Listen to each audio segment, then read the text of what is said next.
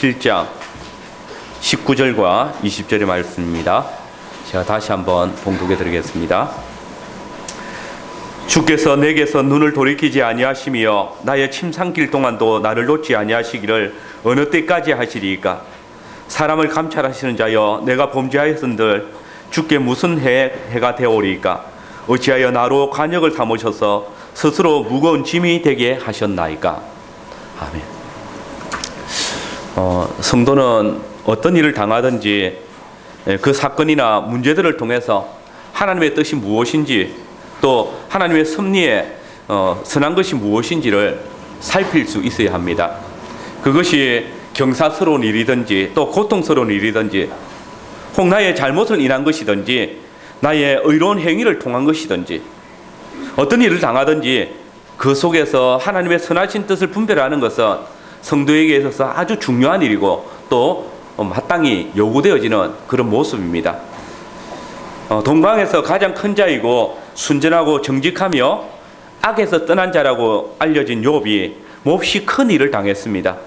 그것도 한두 번이 아니라 연속해서 당했습니다. 그의 소들을 서바 사람들에게 빼앗기고 종들이 칼에 죽임을 당했습니다. 연이어 하늘에서 내려온 불이 그의 양떼들을 불살랐습니다. 갈대아 사람들이 나타나서 그의 약대들을 빼앗고 종들을 죽였습니다. 그뿐 아닙니다.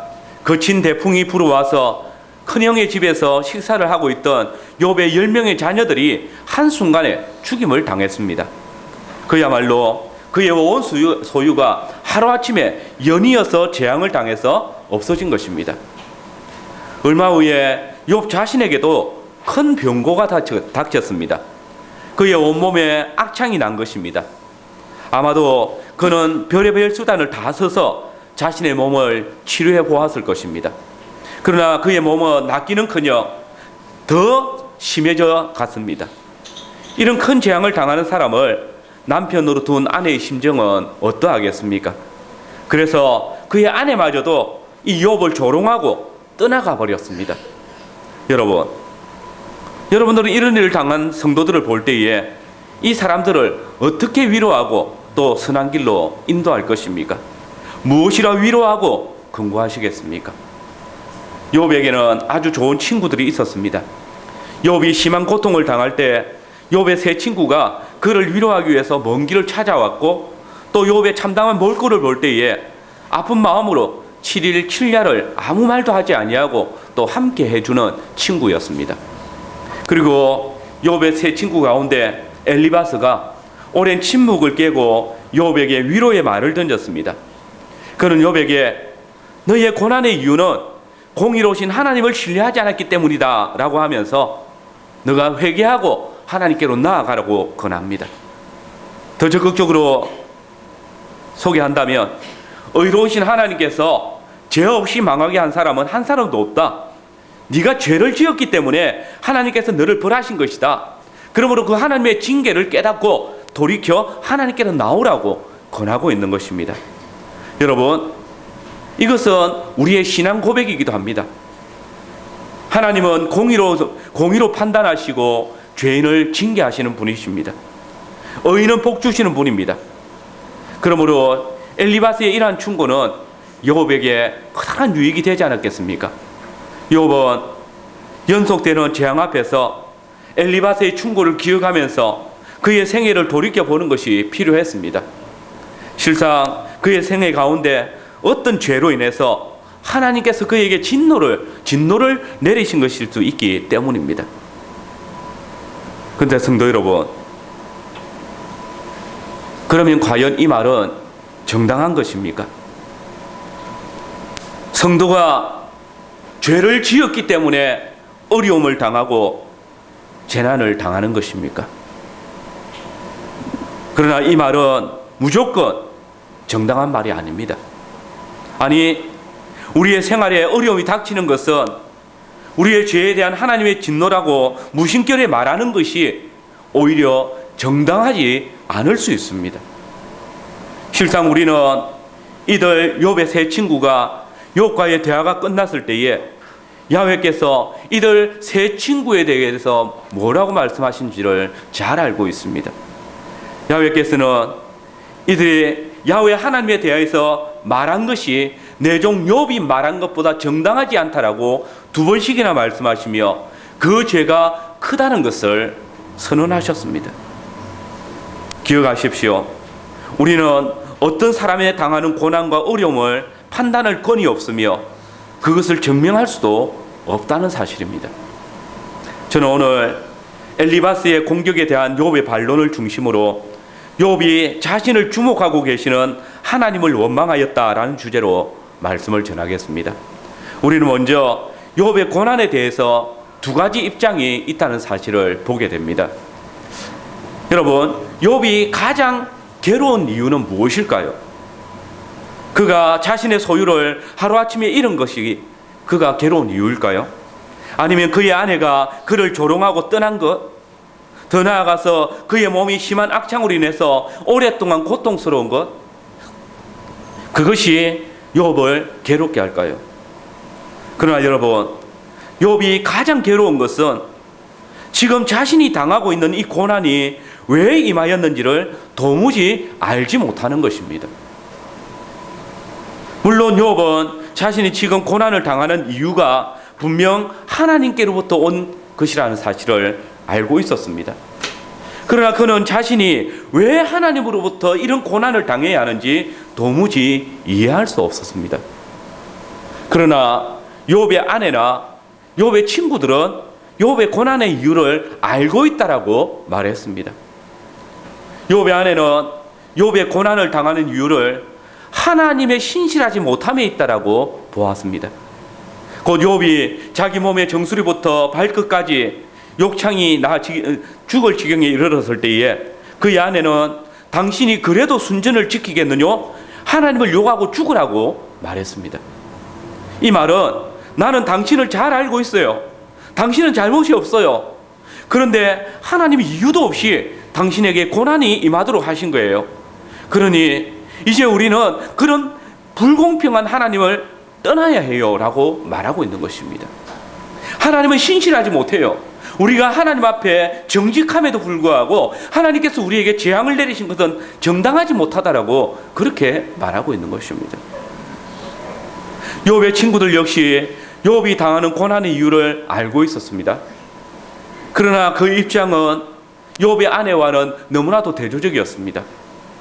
욥의 아내가 하나님께서 신실하지 못하기 때문에 욥이 고난을 당한다고 보았지만 욥의 친구들은 하나님의 의로우심이 곧 욥의 고난의 이유라고 보았습니다.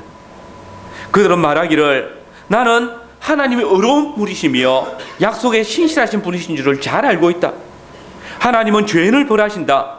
그러므로 욥 너는 죄인이다. 더욱 이런 엄청난 재앙과 너의 당하는 고통을 보니까 너의 죄는 아주 심각한 것이다. 그러므로 너는 회개함으로 하나님께 돌아가야 한다라고 충고하고 있는 것입니다. 여러분, 모든 면에서 이 두 입장은 전혀 다른 것입니다. 욥의 아내는 욥을 택하였고 하나님을 버렸습니다. 그러나 욥의 친구들은 욥을 버리고 하나님을 선택했습니다.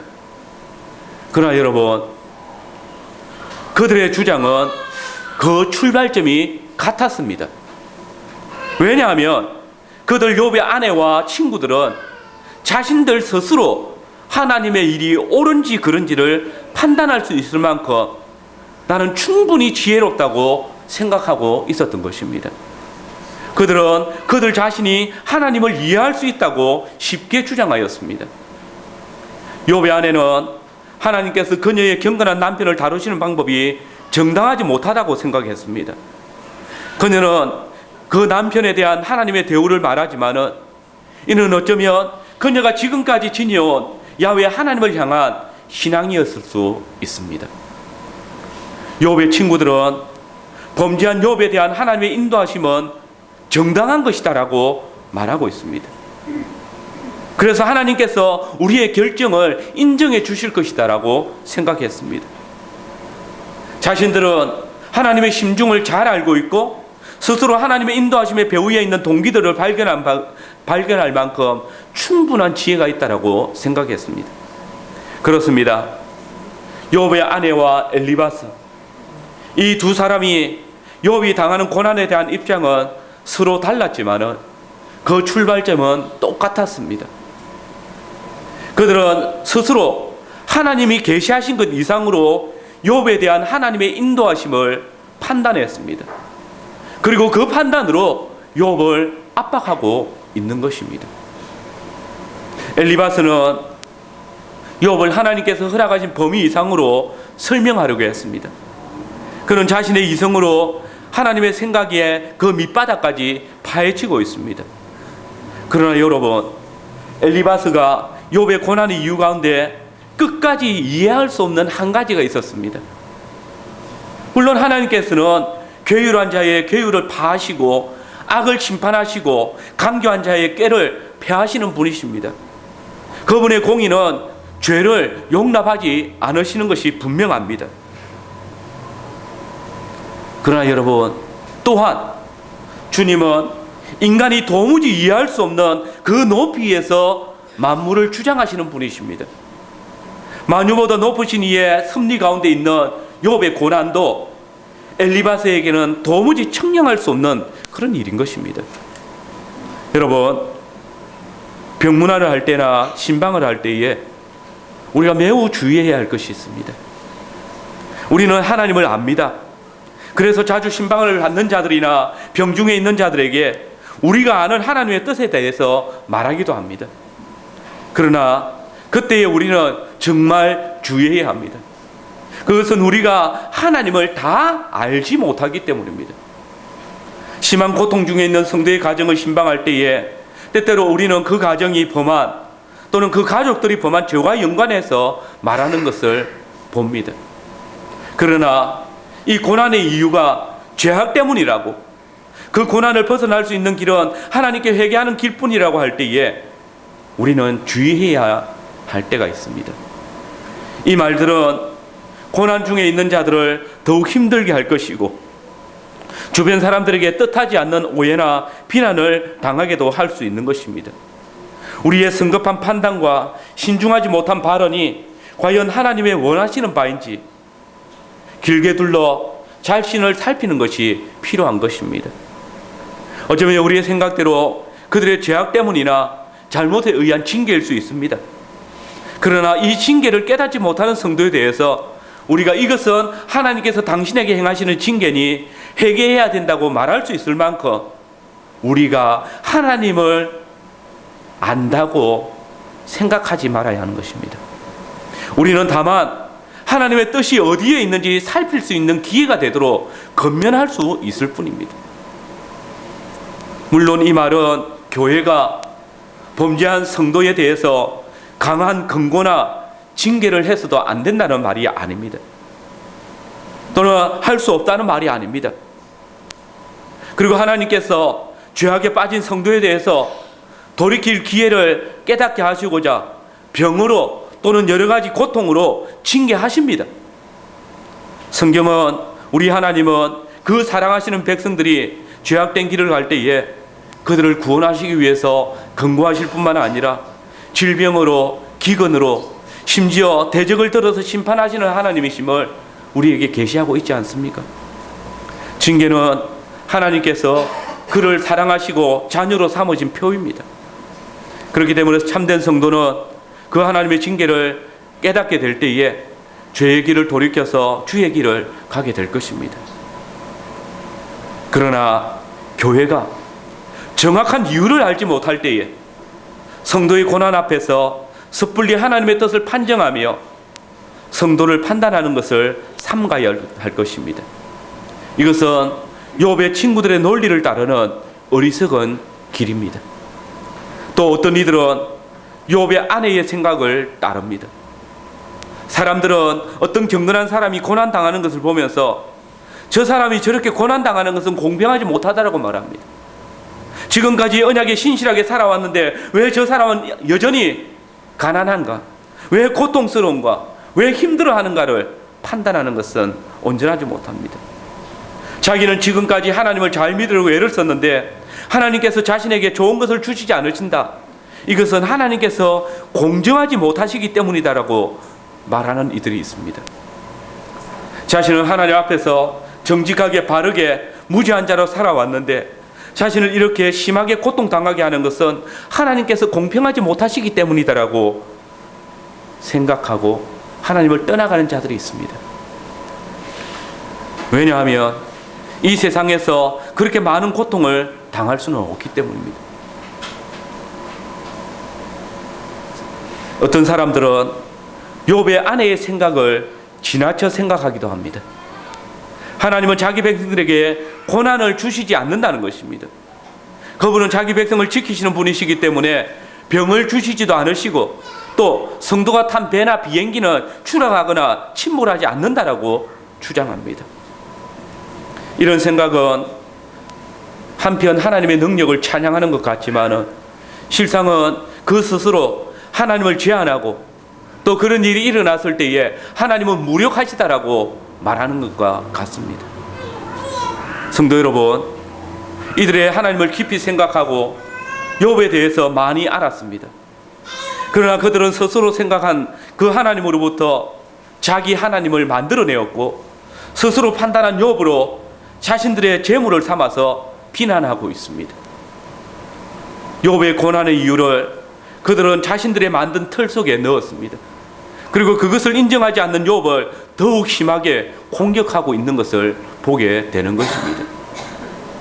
그러나 여러분, 우리는 우리의 나아가는 길의 미래를 알지 못하고 또 우리가 당하는 일의 이유를 알지 못할 때도 있습니다.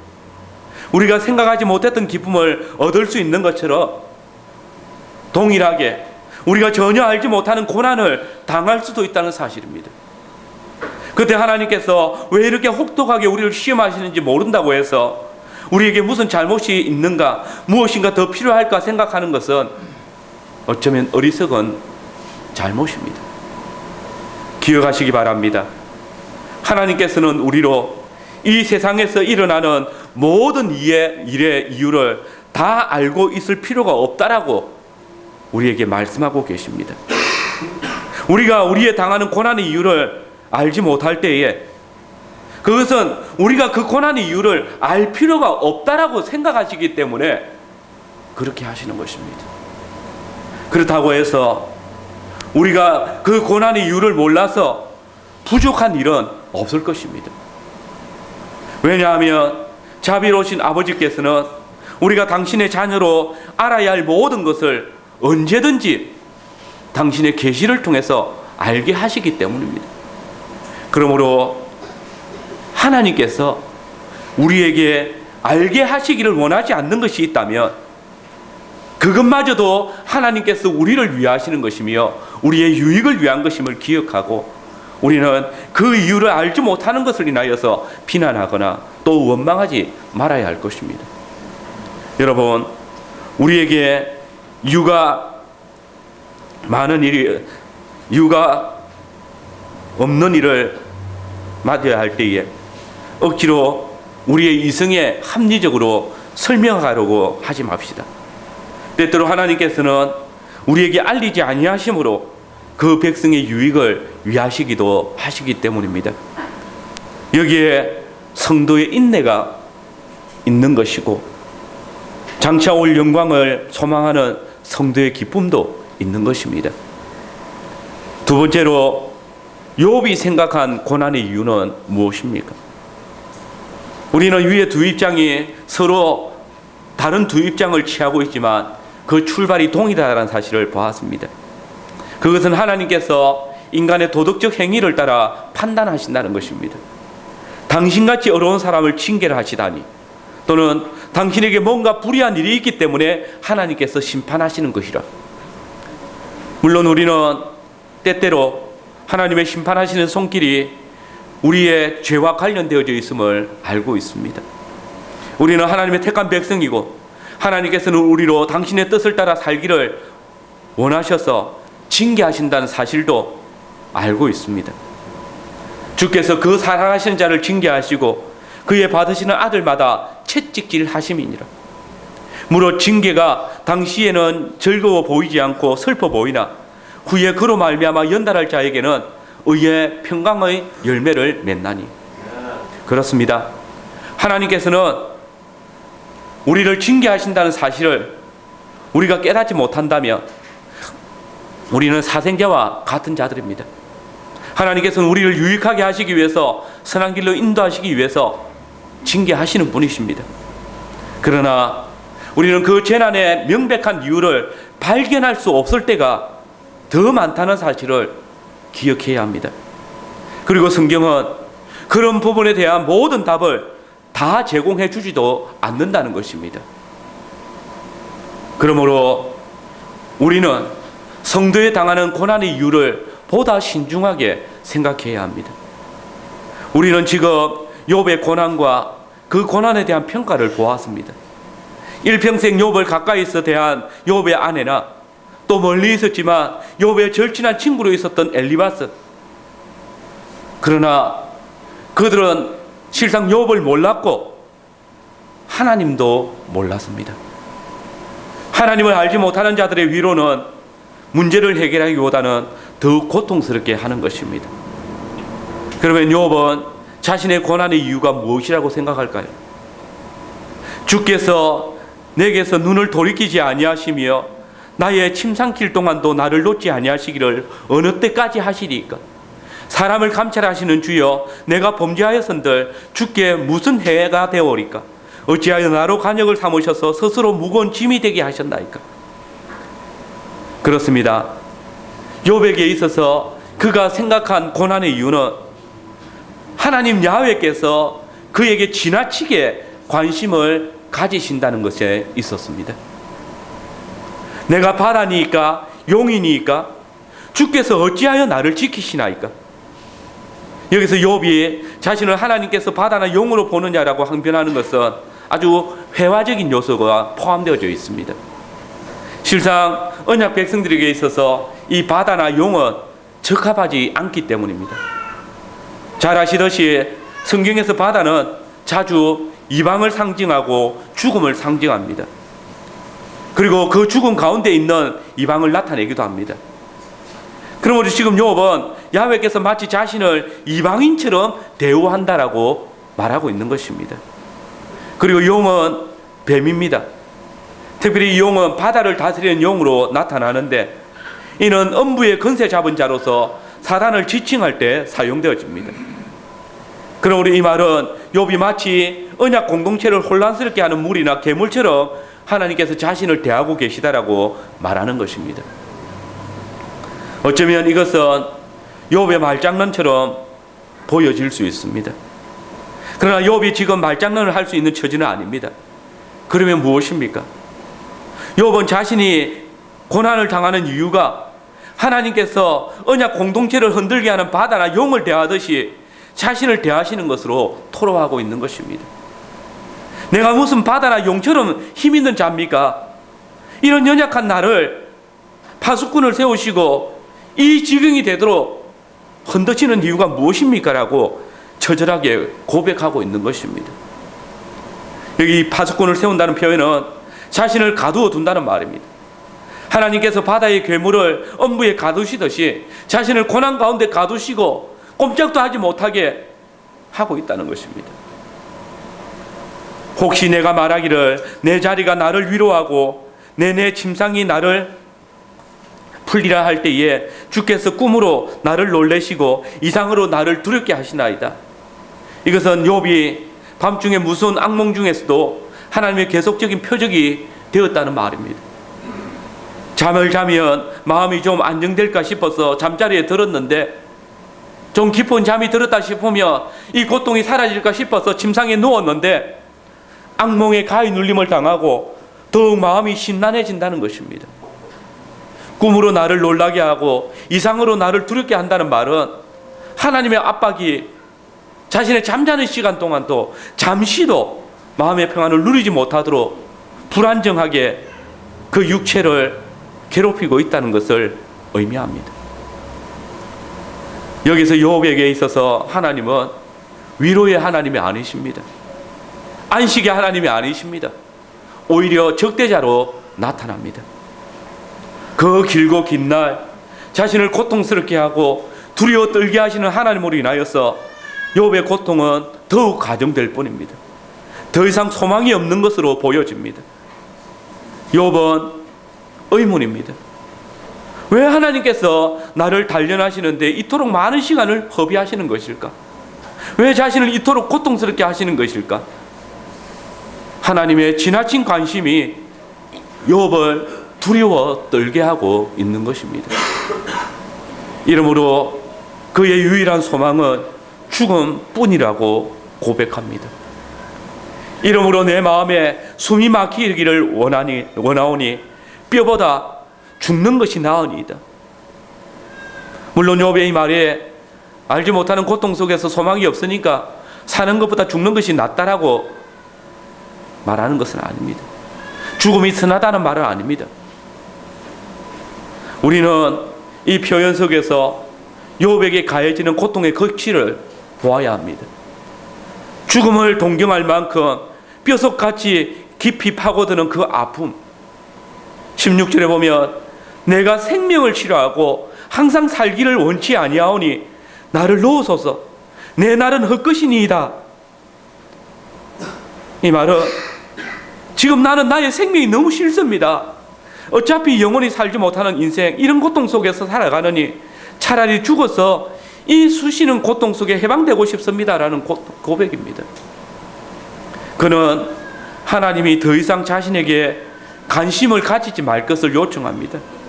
나를 놓으소서 내 날은 헛것이니이다. 나를 하나님에게서 버림받은 존재로 내버려 두십시오. 내가 하나님께 무슨 유익이 있겠습니까? 나를 붙들고 계신들 무슨 이익이 됩니까? 나를 놓아 죽게 해달라는 말입니다. 여러분, 놀라운 사실은 이 피 맺힌 절규 가운데에서도 욥은 자신이 여전히 하나님께 있음을 고백한다는 것입니다.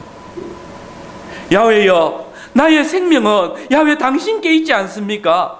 나의 생명은 하나님 당신이 주인이십니다.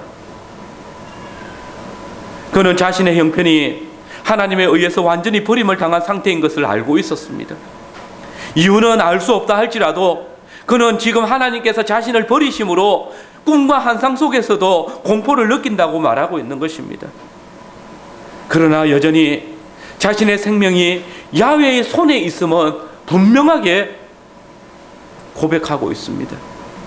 생명이 아직 위협을 당하고 있지만은 그 위협당하는 생명 역시도 하나님께서 붙들고 계시고 그 생명의 주인은 하나님이시다라고 고백하고 있는 것입니다. 여러분, 이 말씀 속에 우리는 하나님과 사단의 두 번째 천상에 의해서 가결되어진 결정을 생각해 볼 수 있습니다. 가죽으로 가죽을 바꾸오니 사람이 그 모든 소유물로 자기 생명을 바꾸올지라. 이제 주의 손을 펴서 그의 뼈와 살을 치소서. 그리하시면 정령 대면에서 주를 욕하리이다. 사단이 하나님을 충동질하여서 그의 뼈와 살을 친다면 그가 이제 대면에서 주님을 욕할 것이다라고 말했습니다. 그때 야훼께서 사단에게 이르시되 내가 그를 내 손에 붙이리라. 오직 그의 생명은 해하지 말라라고 하셨습니다. 그렇습니다. 야훼께서는 오직 욥의 생명을 제외한 모든 것을 사단에게 맡기고 버리셨습니다. 야훼께서는 오직 욥의 생명만을 취하고 계십니다.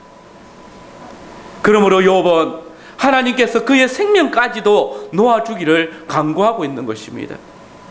하나님께서 허락해 놓으신 그 고난, 하나님께서 내게 주시는 그 고난의 이유를 알 수 없기에, 언제까지 이어질지 알 수 없기에 이 고난이 끝나기를 그는 간구하는 것입니다. 여러분, 욥의 절규가 무엇입니까? 높으신 하나님께서 무가치한 인생에 대하여서 관심을 가지시는 것이 아무런 의미가 없다는 것입니다.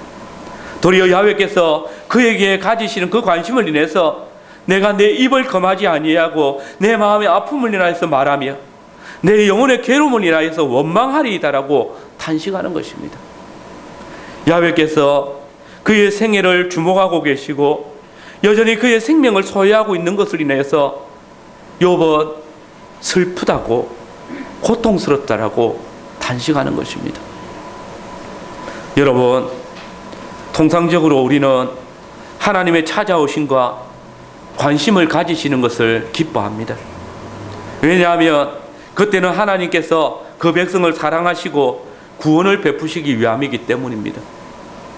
그러나 욥의 입장은 그것이 아닙니다. 하나님께서 욥을 찾아오신 이유는 욥을 가혹하게 시험하시기 위해서였습니다.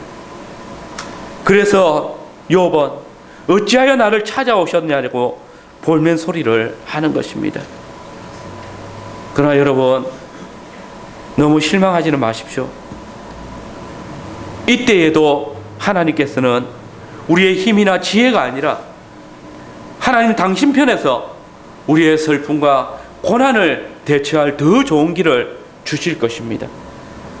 하나님께서 우리를 혹독하게 시험하시는 이유를 모른다고 해서 우리에게 무엇인가 부족하고 내가 깨닫지 못한다고 생각할 필요는 없습니다. 우리가 우리의 고난의 이유를, 시험의 원인을 알지 못하는 것은 그분이 우리가 그 이유를 알 필요가 없다고 여기시기 때문입니다. 주님께서 우리에게 그 고난의 이유를 알게 하지 못한다면 그 알지 못하는 이유로 인하여서 단지 탄식할 뿐입니다. 그리고 주께서 이 모든 마지막에 우리에게 그 고난의 이유를 깨닫게 하지 못한다 할지라도 위로를 주실 것을 기억하십시오. 마지막으로 하나님을 향한 욥의 원망을 살펴보겠습니다. 사람이 무엇이간데 주께서 크게 여기사 그에게 마음을 두시나이까? 또 내가 범죄하였던들 주께 무슨 해가 되오리까? 라는 이 욥의 항변은 지금 자신이 당하는 고난의 부당성을 고발하는 것이 아닙니다. 오히려 크신 주께서 자신처럼 비천한 존재를 마음에 두고 아직 생명을 놓지 않으시는 이유가 무엇인지 질문하는 것입니다. 그냥 관심 밖에 두셔서 주께 내버려 두시면 좋겠다는 말입니다. 그러나 그의 요청은 하나님께 수용되지 않았습니다. 오히려 하나님께서는 고난당하는 욥을 아침마다 찾아오셔서 권징하시고 분초마다 시험하시고 계셨습니다. 여기서 이 분초마다라는 단어는 그 현실감을 더 많이 주고 있습니다.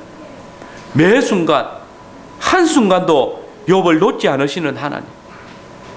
아니 도대체 욥의 모든 것을 내버려 두신 하나님께서 왜 욥의 생명만은 포기하지 않으시고 건징하시고 시험하시는 이유가 무엇일까요?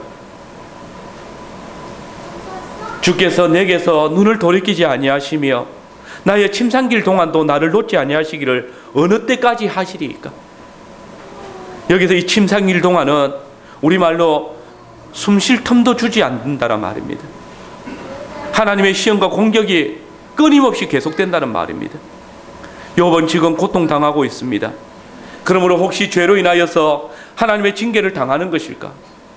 욥이 생각해 보았을 것입니다. 그러나 하나님께서 이 잠시의 생각을 기회도 주지 않았습니다. 이것은 너무나 가혹한 처사가 아닙니까? 욥이 설령 야훼 앞에 죄를 범한다 할지라도 돌이켜볼 기회를 주어야 할 것인데 잠시도 욥을 그대로 두지 않으시고 감시하시는 하나님의 눈, 이것이 지금 야훼를 향한 욥의 생각인 것입니다. 사람을 감찰하시는 주여, 내가 범죄하였던들 주께 무슨 해가 되오리까? 어찌하여 나를 간역 삼으셔서 스스로 무거운 짐이 되게 하셨나이까? 욥의 생각에 그는 하나님께 어떤 뚜렷한 잘못이나 반역한 일이 없다는 것입니다. 사람을 향하여서도 도리를 망각한 일이 없다는 것입니다. 혹 죄를 지었다 해도 이렇게 심하게 벌을 받을 만한 죄를 범한 일이 없다는 것입니다. 그러므로 어찌하여 나로 간역 삼으셔서 스스로 무거운 짐이 되게 하셨나이까라는 이 말은 하나님의 공의에 심각한 손상을 입을 수 있다는 말입니다. 하나님, 어떻게 죄가 없는 자를 이렇게 고통스럽게 하십니까? 이것이 지금 당신에게 무거운 짐이 되고 있지 않습니까? 나를 표적으로 삼아서 이렇게 고통스럽게 하는 것이 야훼 하나님께 무슨 유익이 있습니까? 라고 항변하고 있는 것입니다. 과연 이 질문은 하나님께 무거운 짐을 안겨다 주는 것입니다. 하나님께서는 욥의 고난을 조장하신 분이십니다. 욥이 알지도 못하는 사이에 사단과 결탁해서 욥을 사단에게 내어준 장본인이 하나님이시지 않습니까? 욥은 그 사실을 알지 못한다 할지라도 욥을 고난에 넣으신 것을 인하여서 하나님께서는 그 공평성에 무거운 짐이 되고 있다는 것을 욥은 항변하고 있는 것입니다. 주께서 어찌하여 내 허물을 사하여 주지 아니하시며 내 죄악을 제하여 버리지 아니하시나이까? 성도 여러분, 여기에 욥의 신앙 고백이 있습니다. 그는 자신이 고난당하는 이유에 대하여서 하나님께서 자신의 모든 것에 대하여서 알고 계시다라고 말하고 있습니다. 하나님께서 자기에게 관심을 가지신 것에 토로하며 이 모든 항변의 저변에 내가 하나님을 버리심을 받아야 할 이유가 무엇인가? 왜 나의 허물이 용서받지 못하고 왜 하나님께서 나를 붙들고 계시면서 나를 고난에 빠지게 하나이까? 라고 토로하고 있습니다. 그의 질문은 오직 야훼만이 자신의 정황을 아신다는 것입니다. 자신의 안고 일어섬을 살피시니 자신의 형편을 잘 아시는데 왜 고통에만 이르게 하시고 그 고통에 임하게 하는 이유를 알려주지 않느냐라고 항변하고 있는 것입니다. 성도 여러분, 욥의 육체는 썩어가고 있고 그의 마음은 죽음을 바라고 있지만은 그의 깊은 영혼은 여전히 하나님을 바라며 하나님 편에서의 회복을 기다리고 있습니다. 그는 알고 있습니다. 하나님의 심판은 아무리 심하다 할지라도 그 심판의 궁극적인 목적은 그의 백성을 회복시키시며 구원하시는 데 있다는 것을 말합니다. 그러므로 욥의 마지막 어투는 사뭇 위협조입니다. 내가 이제 흙에 누우리니 주께서 나를 부지런히 찾으실지라도 내가 잊지 아니하리이다. 곧 하나님께서 나를 계속해서 이 상태로 내버려 두신다면 나는 언젠가 죽을 것이고 그때 주께서 나를 아무리 찾아도 찾지 못하게 될 것이라는 말입니다. 그때 가서 후회하지 말라는 말입니다. 어찌 보면 방자한 말이 아닐 수 없습니다. 그러나 여기에 욥의 신앙이 있습니다. 죽음 앞에서조차도 하나님께 자신을 던지는 것이 그의 믿음인 것입니다. 이는 그 하나님만이 자신의 구원이시며 생명이 그분께 있음을 알기 때문입니다. 그는 하나님께서 자신의 생명을 회복시켜 주시기를 간구하고 있습니다. 하나님과 단절되지 않는 것, 엄부로 떨어지기를 원하지 않습니다. 그러므로 죽더라도 죄에 대한 용서를 받고 싶었던 것입니다. 그래야 참 안식을 얻을 수 있기 때문입니다. 여러분, 이 시간 이유를 알 수 없는 고난 가운데 계십니까? 그 일로 인해서 주위의 오해를 또 비난을 당하기도 합니까? 우리는 이러한 때에 주님의 뜻을 구할 필요가 있습니다. 그러나 그 이유가 발견되지 아니할 때에 우리는 그 고난의 이유를, 그 재난의 이유를 하나님께 맡겨둡시다. 모든 사람으로부터 멀리 달아나서 이렇게 고백합시다. 주님, 당신의 길은 인간의 이성을 초월합니다. 그러므로 나는 나 자신을 오직 하나님 당신께 맡깁니다. 우리가 그렇게 할 수 있는 것은 하나님이 우리를 위하시는 것을, 아니 우리 죄를 위해서 우리에게 자신의 아들을 주시기까지 하셨음을 알고 있기 때문입니다. 보십시오. 죄인을 위해서 아들을 주시기까지 하신 분이 우리를 위해서 무엇을 아끼지 않고 무엇을 감추시겠습니까? 그리스도 안에서 우리를 어렵다 하신 분이 세상을 심판하실 분이시라면 누가 우리를 송사할 수 있겠습니까? 우리를 죄와 사망의 권세에서 건지신 분이 죄와 사망의 권세를 이기신 예수 그리스도이신데, 그분이 지금도 하나님의 보좌 우편에서 당신의 택하신 자들을 위해서 간구하시는데, 감히 누가 주의 택하신 자들을 해하고 주의 사랑에서 우리를 끊을 수 있겠습니까? 물론 우리의 생애 동안 닥쳐오는 환난이나 공고나 핍박이나 적신이나 위험이나 칼은 분명히 우리로 하여금 주님 앞에 우리가 종일 주를 위하여 죽임을 당게 되며 도살할 양같이 여김을 받았나이라고 탄식하게 할 만큼 위협적이고, 사망이 우리 앞에 엄습하고 또 실제로 죽음을 경험하게 할 만큼 두려운 것이 사실입니다. 그러나 우리는 압니다. 이 모든 닥치는 일에 우리를 사랑하시는 이로 말미암아 우리가 넉넉히 이기는 일. 그렇습니다.